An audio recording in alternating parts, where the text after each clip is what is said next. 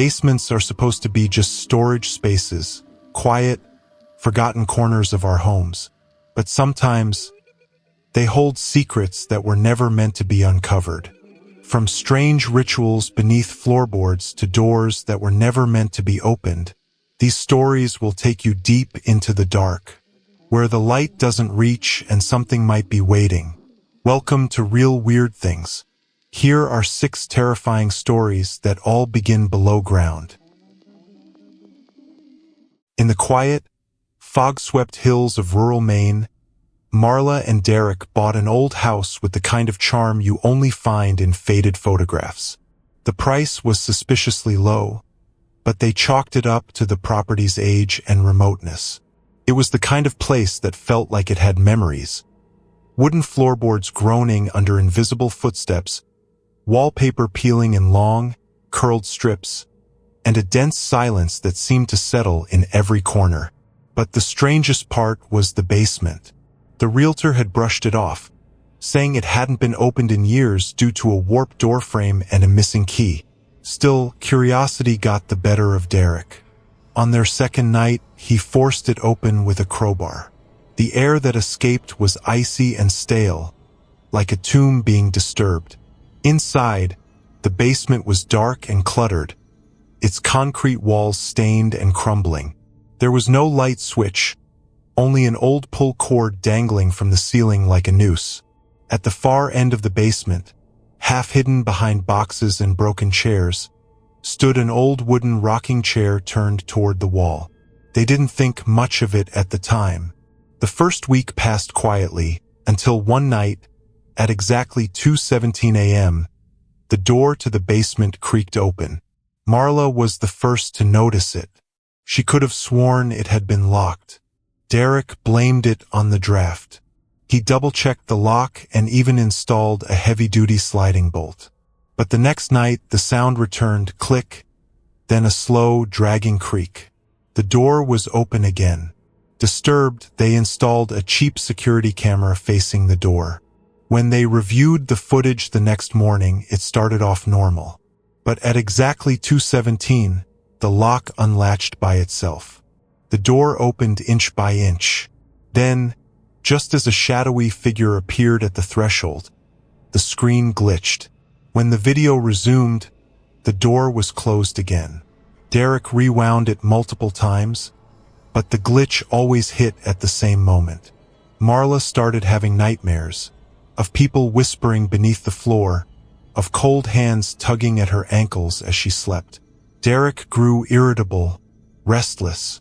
He said he kept hearing someone sobbing softly near the base of the stairs. They began avoiding the basement entirely. But one night, unable to take the fear anymore, they decided to confront it. Flashlights in hand, they opened the door and descended into the cold darkness. The rocking chair was still there, but now it faced them. The air was heavy, damp, and filled with the scent of mold and rust. Derek moved deeper into the room, lifting a tarp from a large object. Beneath it were hundreds of old shoes, tiny, dusty shoes arranged in rows, like some forgotten memorial. On the wall behind the rocking chair, words had been scratched into the concrete over and over again. "Let us out." Suddenly, the door slammed shut. Their flashlights flickered. Then came the sound, footsteps, not theirs, but soft, bare feet, coming up the stairs. Then others joined in, a dozen, maybe more, all moving slowly toward them. Derek grabbed Marla's hand and sprinted up the steps, slamming into the door with all his strength. It wouldn't budge. From below, the footsteps stopped. Then a whisper, "We just want to be warm again." When police arrived the next morning, the basement door stood open. The house was silent, empty, no sign of Marla or Derek. But on the concrete floor of the basement, investigators found something unsettling. Dozens of small, bare footprints, leading up the stairs. And in the rocking chair sat Marla's flashlight, still faintly glowing, pointing directly at the wall. When Jordan Hayes inherited his grandmother's house in Charleston, he expected dust, antiques, and maybe a raccoon or two. What he didn't expect were the voices. The house, a crumbling Victorian mansion on the edge of town, had been in his family for generations. Locals called it the house with no echo. Some claimed it had swallowed people whole, relatives who'd vanished without explanation. Jordan, a practical man and amateur carpenter, dismissed the rumors as small-town drama. He had plans: clean it up, renovate it, and sell it. A fresh start. But from the very first night, things felt wrong. He heard it around 2 a.m., a faint murmuring under his bed. It wasn't a creak or pipe noise. It was talking, words he couldn't quite make out. He got up, heart racing, and searched the room. Nothing. The whispers faded. The next night, the voices came back, louder, this time from below the floorboards, as if someone or something was holding a muffled conversation directly underneath him. When he put his ear to the wooden planks, he could hear a rhythmic tapping, like fingers drumming, then whispering again. He's listening. He jumped back. His flashlight flickered. Convinced it was faulty plumbing or an animal infestation, Jordan ventured into the basement. It was cluttered and cold, filled with dust-covered furniture and boxes that hadn't been opened in decades. But what caught his attention was a warped patch of floorboards beneath the stairs, oddly raised. When he stepped on it, the wood gave a slight groan, and something beneath it thumped back. Terrified, he returned in the morning with tools and pried open the floor. Beneath the boards was a sealed trapdoor, nailed shut with rusted iron and slathered in hardened wax. Strange symbols were carved into the wood, circles with eyes, teeth, and spirals twisting in impossible directions. In the center was a name etched in barely readable letters: Maribeth. Despite the unease curling in his stomach, Jordan forced it open. A cloud of air escaped, thick with rot and time. Hidden below was a second, older basement, not listed on any blueprint or town record. Its brick walls were moist and discolored, the air heavy with mildew and something far less natural. The room was nearly empty except for a stone well, capped with iron bars, and surrounded by wooden crates, all bound tightly with thick rope and lines of white salt. Carved into the stones around the well were warnings: keep sealed, IT hears, do not whisper. As he leaned over the well, flashlight trembling in his hand, Jordan saw only darkness. Then, don't. A voice, low and urgent, feminine. Close. He whirled around, but he was alone. Then he heard the creak. One of the crates had begun to open slowly. The rope around it unraveled like a snake slithering off prey. The lid groaned as it slid back. Inside, Jordan didn't see anything, just blackness. But something inside it moved and breathed. A long, rattling breath, followed by a second voice from inside the crate. He let us out. He dropped the flashlight. In the chaotic seconds that followed, the room erupted with whispers from all sides, some pleading, others laughing. The well began to vibrate. The iron bars over it bent slightly, and something inside the pit growled, wet, hungry, alive. Jordan bolted up the stairs and sealed the hatch, hammering nails into the wood until his hands bled. He poured salt over it, grabbed his bag, and never went back. But the voices followed, first through the basement pipes in his new apartment, then through vents, then outlets. He unplugged everything, but they kept coming. They never stopped. The final straw came one night when he woke to find wet footprints on the carpet, leading from his closet to his bed, and scrawled in salt across the floor were the words, "We're under all of you." Jordan moved again and again, but the voices are always beneath him now. No matter where he goes, he hears them, and every time he dares to listen closely, They're saying the same thing. Thank you for letting us out.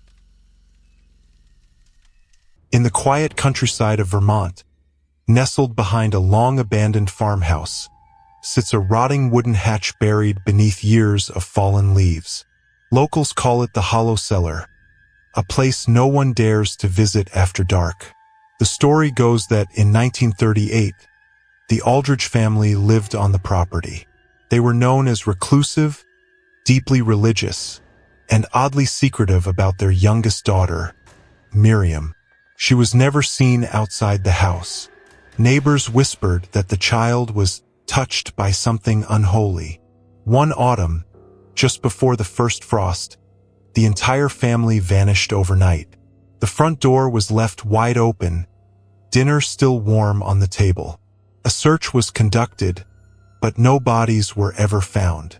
Only one thing was discovered: strange chalk markings leading from the kitchen out to the root cellar. Since then, every few years, a teenager or urban explorer decides to find the cellar and break in. Some return pale and shaken, refusing to speak. Others don't return at all. In 2014, a podcast team from Boston traveled to the site. They were investigating local legends, and the Aldridge disappearance caught their attention. They found the house, overgrown and collapsing, and located the hatch beneath a pile of moss and brittle branches. They opened it live on tape. What they found was a short, steep staircase leading into damp earth. The walls were lined with shelves filled with old jars, preserved vegetables, pickled roots, and something that looked like teeth. At the center of the cellar was a circle drawn in faded white paint, symbols surrounding it like a clock. Dried blood coated the floor, and in the corner they found a tattered dress no larger than a child's, covered in handprints. But the handprints were far too small to be human. One of the podcasters, Leah, began acting strange. Her voice dropped mid-recording, muttering in a language no one recognized. She laughed at nothing. Her eyes wouldn't focus. When they tried to leave, she screamed and refused to go up the stairs, saying, "We haven't finished the ritual." They had to drag her out. The audio from that day never aired, but snippets have leaked online. In one clip, just before the static takes over, a childlike voice can be heard whispering, "She's still hungry." 2 days later, Leah disappeared. Her car was found parked by a wooded trail 20 miles away. Inside was a note, scrawled in charcoal. "I have to feed her. I remember now." Authorities searched for weeks but never found her. They did, however, find the root cellar again, this time with fresh symbols painted on the floor and a new jar sitting on the shelf. Inside the jar was a human tongue. In 1975, a boarding school in northern Pennsylvania called St. Alders Academy shut down abruptly in the middle of the school year. No official reason was ever given. The students were sent home overnight, and the building was boarded up within days. The story would have faded into obscurity, if not for what the janitor, Harold Knox, claimed he saw just before the school closed. Harold had worked at St. Alders for nearly 20 years. He knew every pipe and wire in the place. But the one spot he hated was the boiler room, specifically the narrow space behind the massive, rusting furnace in the basement. It always felt colder there, even when the boiler was roaring. Sometimes he'd hear knocking sounds from behind it, soft, like a child tapping on glass. One night, during a snowstorm, the school lost heat. Harold went down to check the boiler. The room was unusually warm, like a sauna, and the air was thick with the smell of sulfur and burning hair. As he approached the unit, he noticed something strange. Ash footprints on the concrete, leading behind the furnace. The space was just wide enough for someone to crawl through, and Harold, despite every instinct screaming not to, shone his flashlight into the darkness. First, he saw nothing. Then the beam caught a face, or what used to be a face. It was gray and cracked like old porcelain, with empty sockets where eyes should have been. It scurried back into the dark, impossibly fast, making a dry, scraping noise across the concrete. Harold stumbled backward, slipping in something warm and sticky. When he turned around, there was no one there. But scratched into the metal side of the boiler were 4 words, written over and over again. "It watches from heat." The next morning, Harold tried to report what he saw. The headmaster, pale and clearly shaken, told him not to speak of it to anyone. That afternoon, the school closed for good. Years later, in 2019, urban explorers snuck into the abandoned school and found the basement still intact. The boiler remained, but now it was surrounded by rusted chains and heavy iron bars, welded to the walls. One of the explorers, a girl named Sam, was live-streaming as she crept toward the back of the room. Her last words before the camera cut out were, "I think there's something breathing behind it." Sam was never found. Her phone, however, was recovered days later, placed neatly in the center of the boiler room, still recording. On the footage, after the moment she vanished, a faint whisper can be heard repeating the same phrase. "So cold, so hungry, come closer." In 2011, a college student named Erica moved into an old brownstone in Boston with 3 roommates. The building had history. It creaked when you walked, the pipes groaned at night, and the hallway lights flickered more often than not. But the rent was cheap, and the location was perfect. Each of the 4 students had their own bedroom across the 2nd and 3rd floors. The basement, however, was off-limits.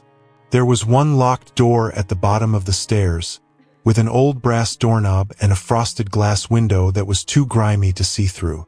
Their landlord, Mr. Greeley, an elderly man who only visited once a month, dismissed their questions. "Just a storage unit," he said.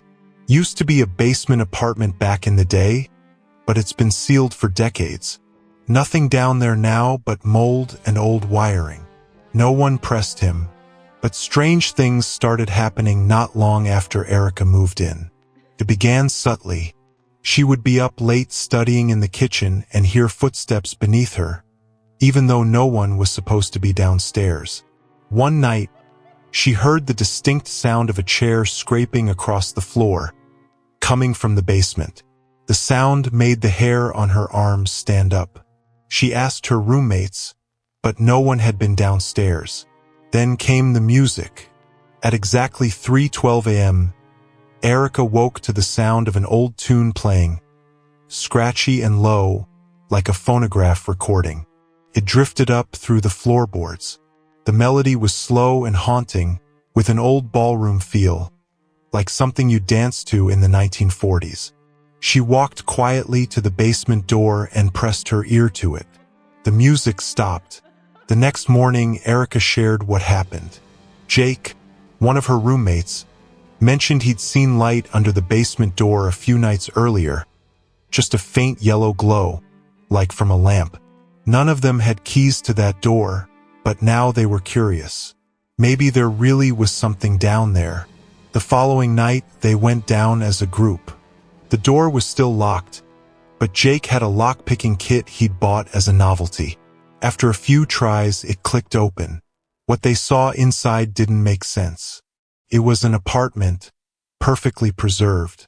A small kitchen, a round dining table with 2 chairs, a sofa, a dusty rug, and on the far side, a standing lamp casting a golden glow across the room. A phonograph sat in the corner, gently spinning a record they couldn't hear. Everything looked untouched, like someone had just stepped out. No dust, no cobwebs. A faint smell of lavender and tobacco hung in the air.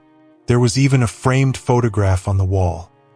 A couple in formal clothes, smiling, standing in that very room. Erica approached the small desk near the wall and saw a calendar still hanging. April 1947. Jake, trying to lighten the mood, reached for the phonograph. The second his fingers brushed it, the record spun faster, then stopped. The light flickered once, twice, then went out. Suddenly, the music began again. Only now it was warped slower, like a dying machine choking on its last breath. The temperature dropped. They could see their breath. The door behind them slammed shut. Erica screamed. A voice whispered from the darkness, but none of them could understand what it said. Something shuffled toward them across the floor, slow and heavy. Jake kicked the door until it finally gave way, and they all ran upstairs without looking back. The next day, they returned to the basement with flashlights. But when they opened the door, the apartment was gone. All that remained was bare concrete, broken tiles, and rusted pipes. No furniture, no photograph, no sign that the room had ever been anything else. They thought maybe it was a shared hallucination. Stress, sleep deprivation, prank gone too far. But Erica knew better. Over the next several weeks, she heard the music again, sometimes soft humming. And once, when she got out of the shower, she found the words "Welcome Home" scrawled in the steam on her mirror. She moved out that winter. A year later, in her new apartment across town, Erica received a plain manila envelope in the mail. No return address. Inside was a single photograph, faded, yellowed with age. It showed a woman standing in the basement apartment, smiling toward the camera. Behind her sat a man in a suit, holding her hand. The woman in the picture looked exactly like Erica. On the back of the photo, in faded pencil, were the words, "We've been waiting." In a rural part of Pennsylvania, there was an old farmhouse that had been passed down through generations of the Kessler family. When 17-year-old Molly Kessler inherited it after her grandmother's death, she moved in with her father to start fresh after a difficult divorce. The house was large, creaky, and surrounded by woods, but Molly loved it. There was just one rule her grandmother had always made clear to the family: never open the trapdoor in the basement. No one knew why it was there in the first place. It wasn't on the original plans. It was heavy, made of thick ironwood and bolted with an old padlock. Over the years, relatives had simply ignored it. Her grandmother claimed it had been sealed since before she was born and that it should stay that way. Naturally, Molly was curious. The basement itself was creepy.